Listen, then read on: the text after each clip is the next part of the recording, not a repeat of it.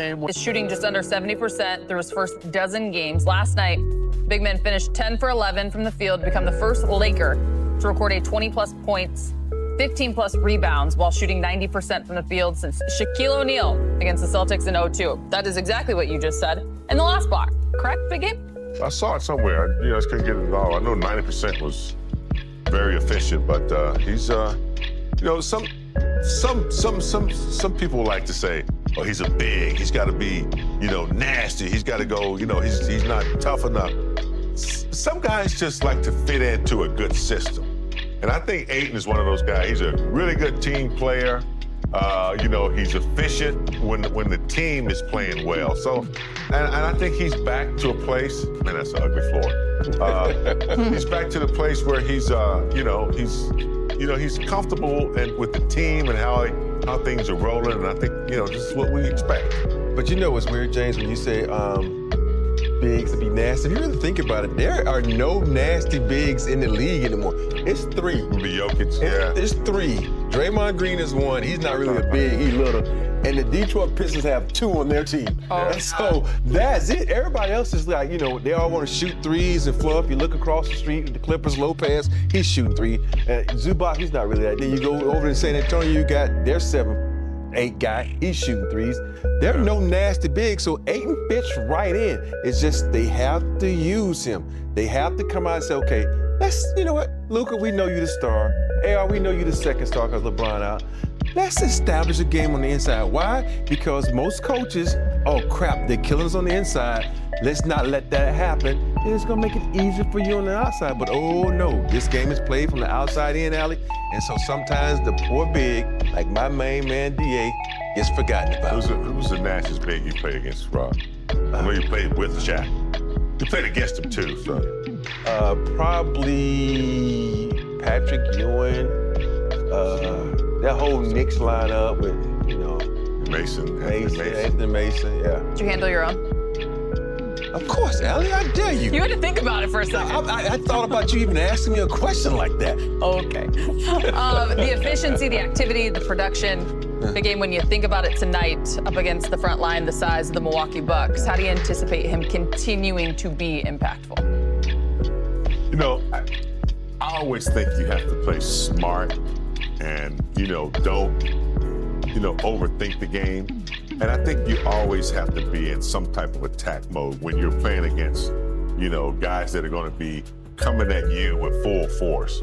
He's got to be smart. He's got to take the shots that are high quality shots, try to get to the line if possible. When you're playing against bigs, you try to get them in foul trouble early, try to get to the body. I don't know if that's his game or not per se. And what he can't do is he can't be, too flippy around with a little soft.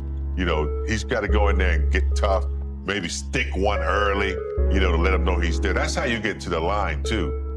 So I think that's the key tonight for me. Yeah. Didn't he play the Milwaukee Bucks in the finals? Mm-hmm. And didn't he have a good series against them? They just lost. But I'm saying, go back to that and think about, who was on that team. Only person still left on that Milwaukee team is the Greek Freak. And so I think he's going to play with some determination and some fire because he knows Giannis. He knows how to score on him. So it's up to him. I know his main man is not playing like Marcus Smart, and I think that's a big factor on how he plays because I love the connection those two have. So I'm really interested in who's going to step in for Marcus Smart and light a fire on him, saying to go at Giannis and don't be afraid because, even though Giannis is a great athlete, he's not a great shot blocker. He's not one of those guys you really fear on the defense end as far as blocking shots. So I think this would be a good opportunity for him to establish himself in the post and get Giannis try to get Giannis in foul trouble. I agree. Guards him. I agree. Giannis, he's a nice guy, but he has this intimidation factor he tries to, get the referees on his side. He's always a good spokesman, but you have to try to go at his body early and establish, sometimes, when you're on defense, just a little bump, let him know you're there and don't give him the position he wants. But if he gets a rebound and when he's on the fast break, that's when the team is going to have to really collectively slow him down because he can hurt you on a fast break situation. He gets 10 steps going in to grab it. Yes, he does. Just kidding. Luka Doncic is averaging nearly 34 points a night this season. That might go up tonight. He dropped 45 in the Bucks, 29, 10 boards, 5 dimes in the team's overtime win over the Hornets Friday night. That's a lot of tests, Allie. It is. I think he's added something since he's left That's what I'm saying. LA. 2 games ago, he went into the starting lineup. Big game. This is his best game as a Buck in terms of points. He was excited about the 4 steals he had as well. But he's great off the ball with Giannis on the floor. Gotta be ready. Yeah. Kuz has established himself as a professional player that he can fit in. You know, he can fit in and be a nice piece, whether he's starting or whether he's coming off the bench. So, you know, he can score. He's getting more experience each year, learning how to play the game, learning how to prepare for the game.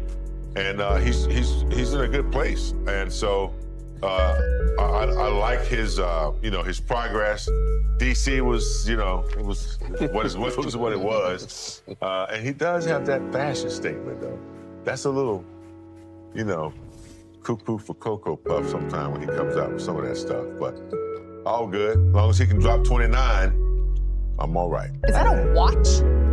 A real watch? Ain't no telling. Probably a gold watch, too, man. I thought most guys wear their watches on the right left arm, right? Yeah. That's on his right.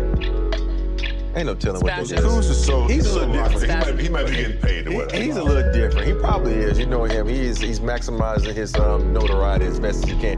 But I also would think with Kuz is probably to me in the right position in Milwaukee because now with the addition of Miles Turner, because you look at the way Kuz is playing from them this year compared to last year, it's totally different. I think when you look at him in the lineup, that's who Kuz is. He's a start guy. He's not a bench guy. There's certain guys in this league that can come off the bench and start, but I don't think Kuz is a bench guy. I think he's a starter. I think it's the perfect place for him. He can play off Giannis. He can play off Miles Turner. He can do pretty much whatever he wants out there, so I think it works out great for him. He, along with most of the guys that the Bucks have on their roster, they surrounded Giannis with shooting. They have the second highest three-point field goal percentage in the league. You see the numbers right here, just behind that of the Houston Rockets. Big Game, how tough is it? What's the challenge when your offense is that dynamic and everyone on the floor can shoot it? Well, it puts a lot of pressure on your defense, especially when you have a Giannis who can, you know, get to the paint, guys who can break down and collapse defenses, and they're disciplined. I think that's the key. Milwaukee's a disciplined team. They get to their spots and they're very patient, and they trust that the offense is going to fulfill what it's running. So, yeah, when you leave that space open and you have someone who can, you know, break the defense down, and you got guys who are ready to shoot and who